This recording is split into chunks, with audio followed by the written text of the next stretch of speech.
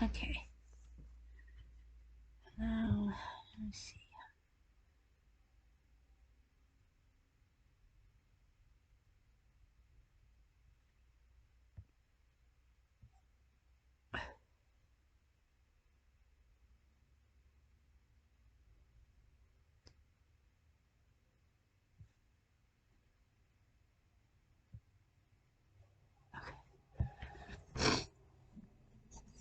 Today, before my phone dies, it's just only 15%.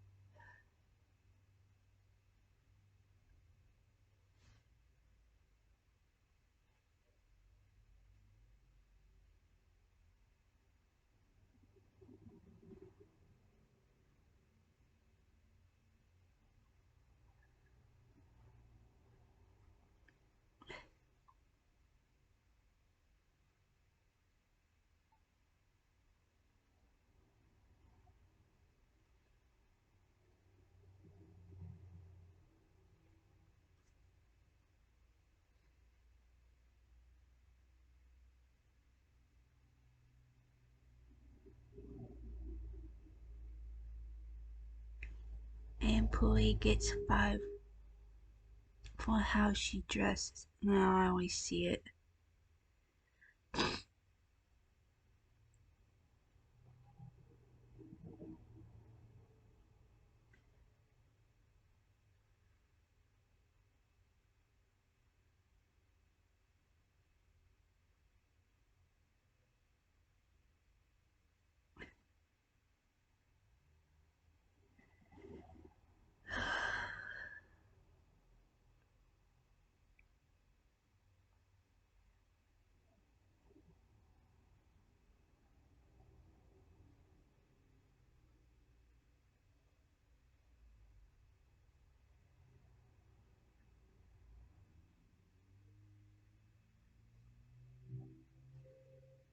Let's do 5 people who disappeared but would reappear years later.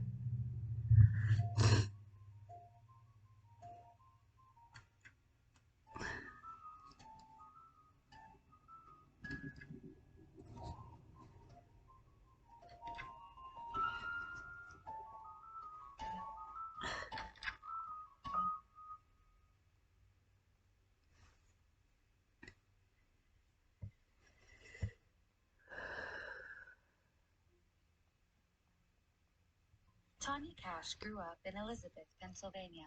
She lived with her father and her My stepmother. state. In 1996, she was 14 years old and studied at Cornell Middle School. A 37-year-old security guard at the school named Thomas Hose would befriend Tanya. Thomas would often take her out of her classes to talk to her. One day, when he caught her skipping classes, he kissed her. As their relationship grew, Thomas would convince Tanya to run away from her home and come live with him. On February 10, 1996, Tanya gathered her belongings and left her home. Her parents thought she had just run away, like she had done in the past, and didn't report her missing until a week later, when she still hadn't returned home.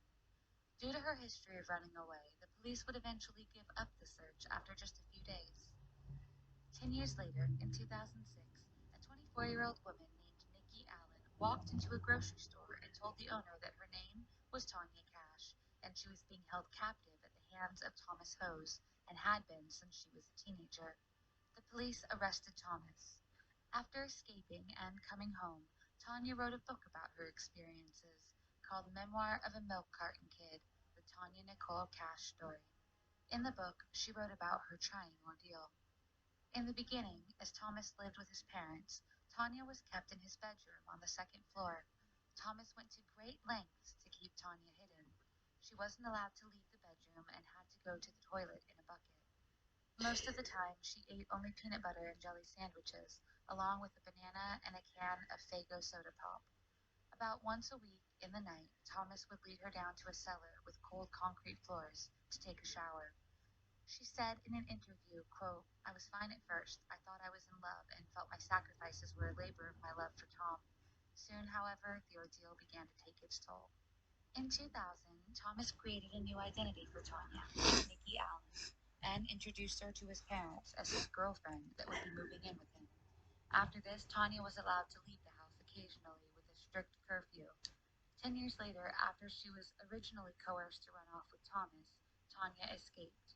In 2007, Thomas pled guilty to 3 counts of involuntary deviant sexual intercourse, aggravated indecent assault, statutory sexual assault, interfering with the custody of a child, corruption of a minor, and child endangerment. Thomas pleaded guilty and was sentenced to 5 to 15 years in prison. Stephen Kubaki was a student at Hope College, a small private Christian university near the southeastern shore of Lake Michigan. In February of 1978, Stephen ventured out for several hours of solo cross-country skiing. He would not return home. A day later, when he still hadn't returned, he was reported missing. A massive search was conducted. Searchers found his skis and ski poles on the beach of Lake Michigan and footprints on the ice leading up to the lake, but none walking away. When the rescue crew flew over the area, it was reported that his footprints appeared to stop at the frozen water's edge. There was no sign that the ice had broken anywhere or any clue as to what had happened to Stephen. Later that day, his backpack was found in the same general area as his skis. No other clues would turn up, and it appeared that he vanished into thin air. The search was called off soon after. Then, 15 months later, on May 5th, 1979, Stephen walked up to his father's house and rang the doorbell. Stephen was surprised to know that he had been missing for 15 months. He told his father he had very little memory of where he had been. Stephen said that he had suddenly woken up in Pittsfield, Massachusetts, 700 miles from where he went missing, lying in a meadow wearing clothes that did not belong to him. He also had a small satchel beside him with maps in it, none of which were his.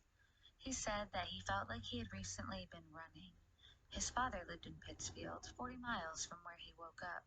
Other than that, he had no recollection of where he was or what happened to him in the last 15 months. Following his return, he refused to speak about his encounter with the media, since he had no recollection of it whatsoever. He refused to talk to a therapist, since he said he didn't have to, as he didn't have any psychological problems. In 1983, Stephen got his master's in linguistics, and years later, a PhD in clinical psychology followed. Some would say that getting lost ultimately helped Stephen achieve his goal of helping others find themselves. In the 1900s, Dr. William Horatio Bates was a well-respected ophthalmologist in New York City.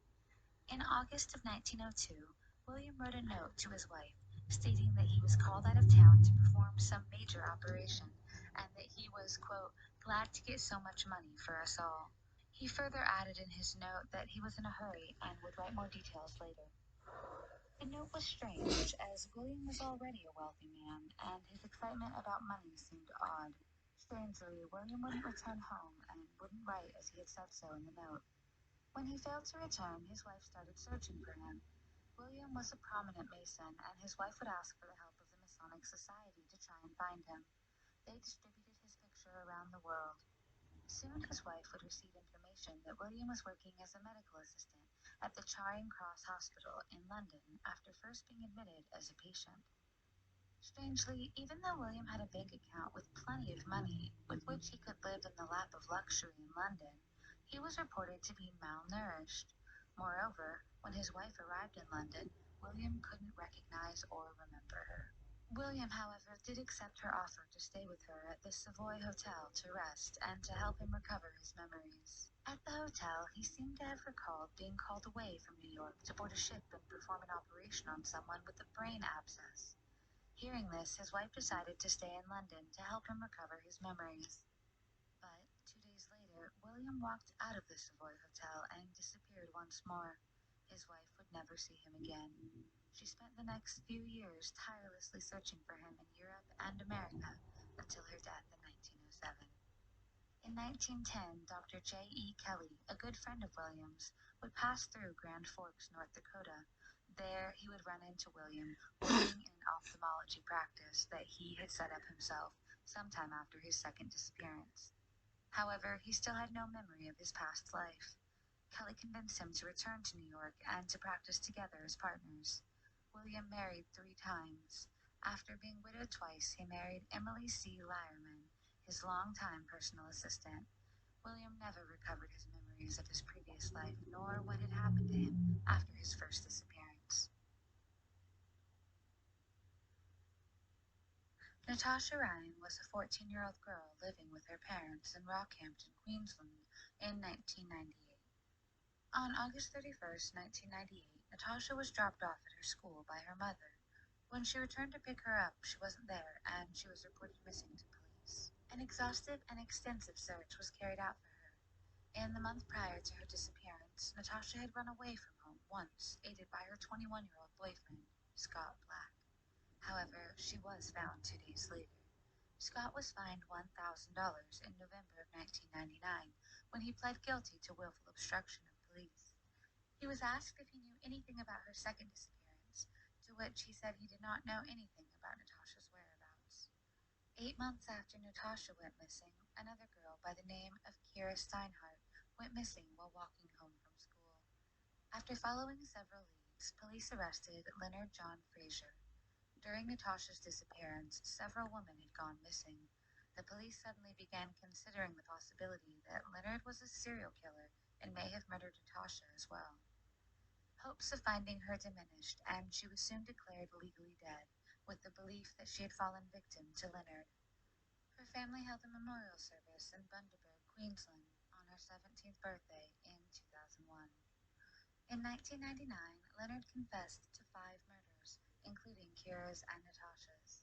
The confession was believed to have been made in a deal with police to avoid the general population in jail, given the dim view inmates have on child rapists and killers. Then, on the 10th of April 2003, as the trial for Leonard was underway in Brisbane's Supreme Court, police raided a house in Rockhampton. There they found Natasha Ryan, alive, hiding in a cupboard. It was found that Natasha had staged her disappearance and had been living with her boyfriend Scott since disappearing on the 31st of August in 1998. During her first year in hiding, Natasha had no contact with the outside world. She rarely left her boyfriend's home and stayed inside with the lights off and the curtains drawn. Whenever a visitor came over, she would hide inside a cupboard. For 4 years, they moved a number of times in the cover of night between properties in Yeppoon and Rockhampton. She had been living in Rockhampton for 6 months prior to being found in 2003. 2 days later, Natasha attended her own murder trial and told the court that she had never met Leonard and did not know the witness who stated she had seen her with him before she went missing. A jury found Leonard guilty of 3 murders, and he was sentenced to 3 indefinite prison terms on the 13th of June 2003. He died in prison on the 1st of January 2007. In later interviews, Natasha said that by the time she wanted to reunite with her mother, it was too late. The lie had become too big, so she hid. In 2005, Scott pled guilty to telling lies to investigators about not knowing about Natasha's whereabouts. The Rockhampton District Court sentenced Scott to 3 years in jail for perjury. However, the sentence was suspended after 12 months. A year later, Natasha was found guilty of causing a false police investigation and was fined $1,000.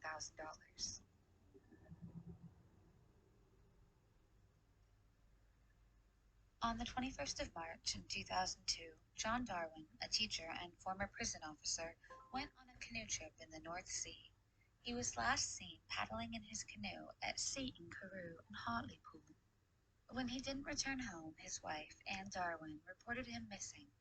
A massive search involving police and Coast Guard was launched, stretching all the way from Seaton Carew to Staithes.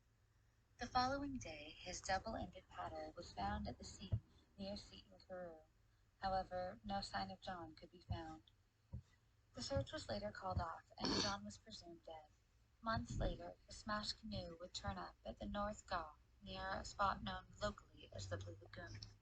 In April of 2003, Darwin was declared legally dead. His death certificate stated that after going out to sea, he probably encountered difficulties as a result of. With the help of a death certificate, the grieving widow, Anne, was able to claim her husband's £25,000 life insurance policy, his Wow. £25,000 teacher's pension, his £58,000 prison service pension, as well as £4,000 in payouts from the Department of Work and Pensions, and a further £137 from a Norwich Union mortgage insurance policy. The total was £249,000. Darwin was presumed dead until 2007. In 2007, a man walked into a London police station claiming he was John Darwin. He told investigators that he had no memory of the last few years. He was able to give his name, date of birth, and personal details, but did not remember where he had been. Anne in the interview said she was overjoyed that her husband was alive. However, unknown to the Darwins, police had been investigating his disappearance, having received a tip that John might be alive and living in Panama. Soon, Darwin's story was exposed as a pack of lies when a photograph emerged on the internet of him posing with his wife in 2006, proving that he was alive all along. It came to light that John had faked his death to escape substantial debts from a failed property and a shared business. Incredibly, Anne helped him pull this off. He, along with his wife, planned his death to claim life insurance money to pay off the debts that he had accrued. According to John, after he faked his disappearance, he moved to the Lake District and would phone Anne regularly to see if the coast was clear for him to return home. A few weeks later, he returned to his home and would stay in an adjacent in-law unit to the family home that the Darwins owned. By the day, he would sit in the adjacent flat, and at night he would creep into the family home through a secret doorway hidden behind a wardrobe. The couple lied to their family members throughout the ordeal. Even their own sons had no idea he was alive. He allegedly would stay in the in-law unit whenever family members would visit, or if his son stayed overnight. Meanwhile, his wife pretended to friends, neighbors, and her two sons that her husband was dead. As time passed, John became more confident and would venture out donning a hat and regularly limping to conceal his identity. One time, one of his tenants recognized him and asked, "Aren't you supposed to be dead?" John begged him not to tell anyone and got away with it. In 2006, Darwin came up with a new plan to move to Panama and live more openly. He applied for a birth certificate in the name of a dead boy who had been born around the same time as him. Using the birth certificate, he applied for a passport in the name of the dead child, John Jones. His wife told their son she needed to start a new life and would be moving to Panama.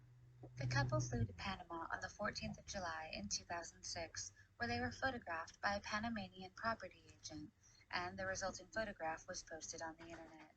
They had planned to buy a house there. However, following a change in Panama's visa laws, John told his wife that their identities needed to be verified by UK authorities, and his alias would not pass this time. Darwin then decided to go back home and pretend to have been suffering from amnesia. However, by that time, the police were already investigating his disappearance after a colleague of Anne's had overheard a phone conversation between the couple. Anne was convicted of 6 counts of fraud and 9 counts of money laundering and was jailed for 6.5 years. She served 3.5. Darwin pled guilty to fraud, as well as 1 count of falsely obtaining a passport, and was jailed for 6 years and 3 months. He was released in 2011 after serving half his sentence.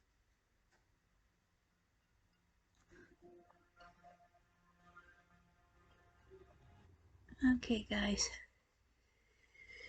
I will see you my fifth one, so I'll see you then.